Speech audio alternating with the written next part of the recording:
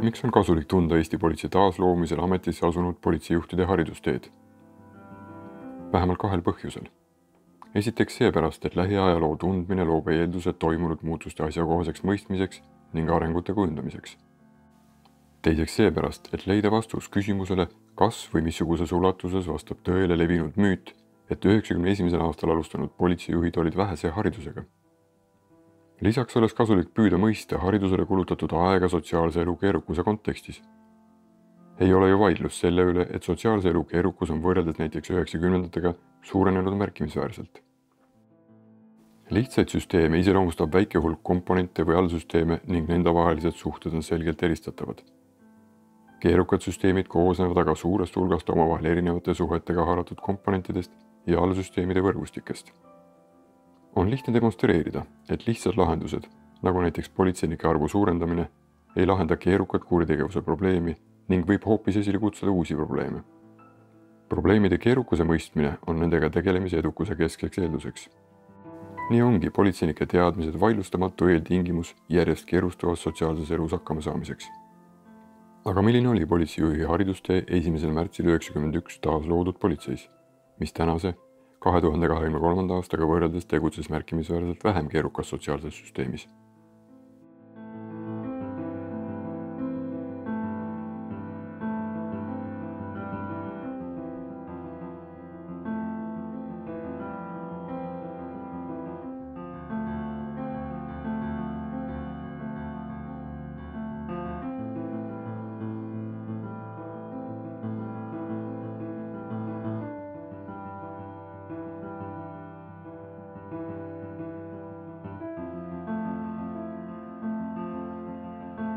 No, minul on klassikaline nõukogudeaegne politsei või miilitsa haridus.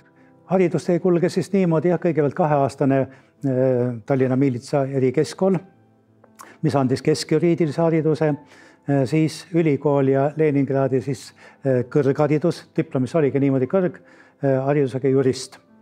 Ja 5 aastat kokku ja siis 2 aastat Moskvas akadeemias, mis andis siis jurist ja siis õiguskaitseorganite juht. Sõnaga selline spetsiifiline haridus, mis oli küll tähendab just Siseministeeriumi liinis, et oled juht. Nii et kokku siis tuleb 9 aastat. Kõigepealt oli siis Tallinnas Nõmme miilitsakool, mis oli 2-aastane ja mis andis keskjuriidilise hariduse. Seal tegelikult õpetati juristiks.